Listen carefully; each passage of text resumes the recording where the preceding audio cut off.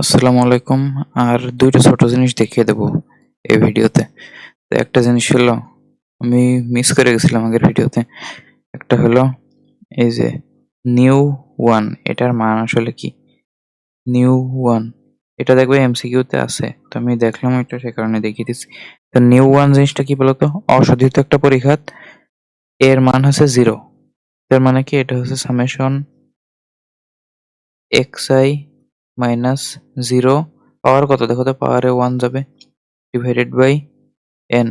তার মানে কি? এটা হবে সামেশন xi বাই n, মানে এটা হবে x বারের সমান।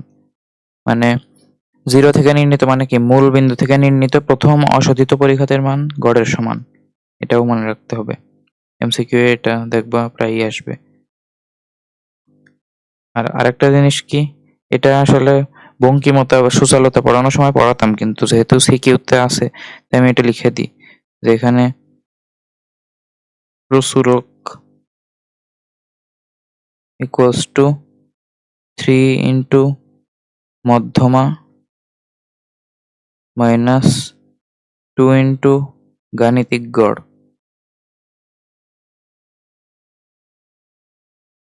তার মানে হলো প্রচুরককে মোট দিয়ে প্রকাশ করতে হতো না, এমও দিয়ে। এমও সমান হচ্ছে 3me মাইনাস 2x বার, অথবা এমও লেখা যায়।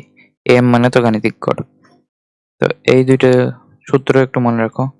সূত্র না, এই যে এই জিনিস আর এই যে এই জিনিস। তো এটা তোমার লাগবে। দেখো তুমি যদি তিনটার মধ্যে যে কোনো দুইটা জানো তাহলে একটা কিন্তু এই সূত্র দিয়ে বের করতে পারবা। এখন স্পেশালি প্রচুরকের জন্য এটা তৈরি হয়েছে। কারণ দেখো প্রচুরক একটা ক্ষেত্রে নির্ণয় করা যায় না, যখন তোমার শ্রেণীব্যাপ্তি এমন খোলা শ্রেণীসীমা হয়। ধরো আমার একটা আছে 10 থেকে 20, একটা আছে 20 থেকে 50, ধরো একটা ধরো আছে 50 থেকে 70 এমন আছে, আরেকটা ধরো আছে 70 থেকে তার চেয়ে বেশি, আর এখানে ধরো আছে 10 থেকে তার চেয়ে কম। তো যে কোনো একদিকে যদি এমন খোলা শ্রেণীসীমা থাকে, খোলা শ্রেণীসীমা পড়ছিলে তাই না? প্রথম পত্রের দ্বিতীয় অধ্যায়ে খোলা শ্রেণীসীমা মানে কি?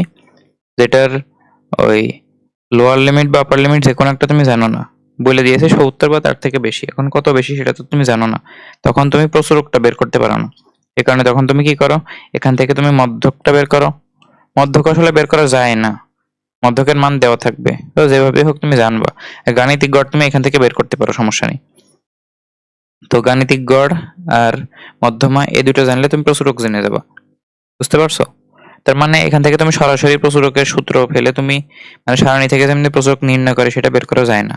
কেমনে যায়? এখান থেকে তুমি মধ্যমা হয়তোবা দেওয়া থাকবে, গাণিতিক গড় তুমি এখান থেকে বের করতে পারবা। এগুলো করে তারপরে এই সূত্র দিয়ে পেরে যাবা। তো এটা হচ্ছে একটা কেস।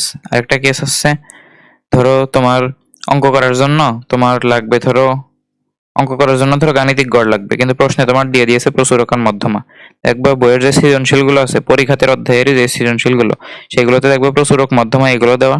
তো তোমার প্রয়োজন হচ্ছে গাণিতিক গড়, তখন তুমি কি করবা? প্রচুরক আর মধ্যমা থেকে এই সূত্রের মাধ্যমে গাণিতিক গড় বের করবা।